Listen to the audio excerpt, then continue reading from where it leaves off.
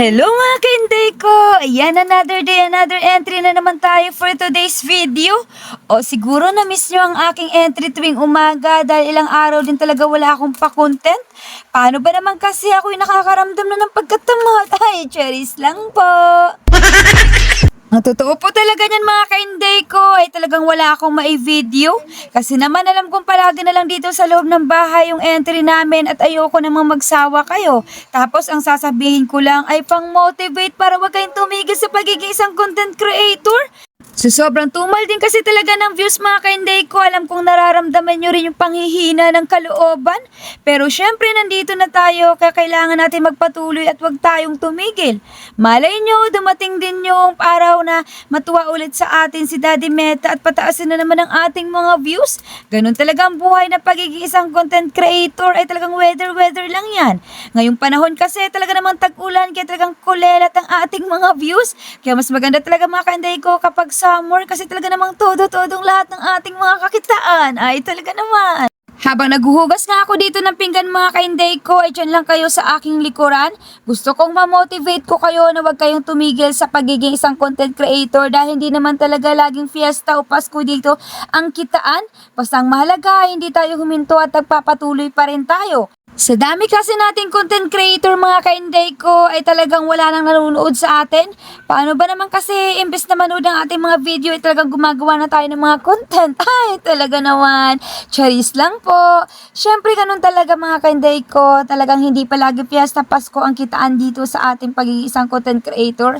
At dito lang talaga malalaman kung sino ba talaga yung magtatagal at magpapatuloy na ipagpatuloy yung mga pangarap natin. Ay ano raw? At eto dahil maulan nga dito sa lugar namin, kaya eto, dumalubyo na naman yung mga bata sa pagligo ng ulan dahil paano ba naman kasi kaming mga magulang ay nagtitipid na. Sa mahal ba naman kasi ng singil ng tubig ngayon sa Maynila ay talaga namang hindi na kami naliligo. Umaasa na lang kami sa tubig ulan para naman kahit papaano ay mabawasan ang kasingilan. Ay talaga naman. Paano pa naman kasi mga kainday ko, sa dating 130 namin singil sa tubig sa isang buwan ay ngayon naging 376 na. Sobrang sama talaga ng loob ko, bakit na doble at sumobra pa? Siguro talagang mayroong nakikihigip sa amin na kapitbahay. Ay talaga naman, charis lang po. O mamaya, baka matawag na naman tayong chismosa.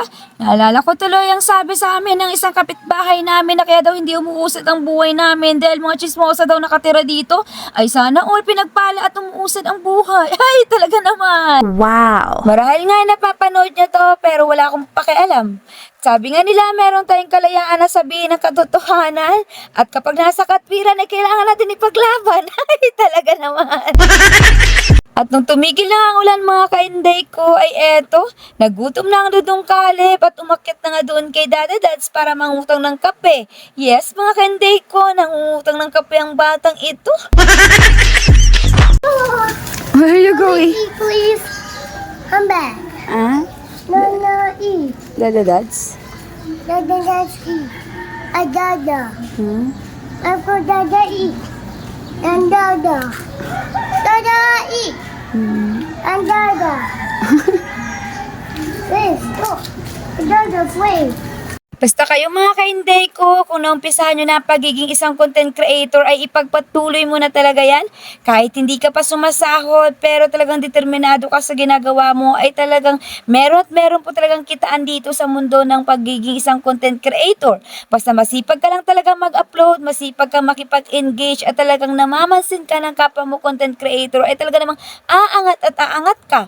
At eto na mga kainday ko, umakyat na nga kami dun sa taas dahil kung makikita nyo yung isang reels ko at isang video ko na tumutulo-tulo nga yung aming mga sinampay dahil nga ang aming dryer ay sira at nagkataon naman na yung kapitbahay namin ay automatic daw ang kanilang washing at meron daw silang dryer na hindi ginagamit. At syempre, eto na nga napag-usapan na nga ng presyong sobrang close na magkaibigan. So alam nyo na yon. So ito na nga, tuwang-tuwa na nga ang inyong Inday Maria dahil meron na akong gagamitin. At nakita ko nga sa bintana na sumasayaw yung kapwa ko content creator dito malapit sa lugar namin. Kaya eto, nilapitan ko.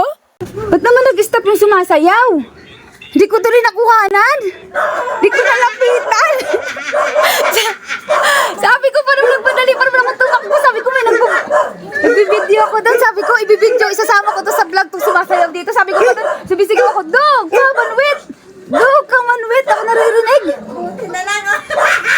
At ayun na nga mga kainday ko, tawang-tawa siya sa kanyang kalokohan. At pauwi na nga kami dun sa bahay namin dahil syempre lang nga naman kami sa bahay nyo kami uuwi. Buti na lang talaga napakiusapan ko si Dudong JR na siya na lang magbuhat kasi kadalasan po talaga hindi yan lumalabas ng bahay. Paano ba naman kasi puging-pugi sa sarili? Ay, charis lang po. Mayain po kasi talaga yan mga kainday ko, hindi katulad ko na sobrang gabay. At eto, kailangan may pa-entry talaga papasok sa loob ng bahay. Na syempre, para makita yun na dito sa amin dinala. Ay, talaga naman. Maraming salamat po sa iyo, Ate Mayet. God bless po. At salamat sa iyong napakagandang presyong kaibigan. Kaya eto, may magagamit na naman ang inyong Inday Maria. At meron na namang sisirain si Dudong JR. Sa lang po, God bless.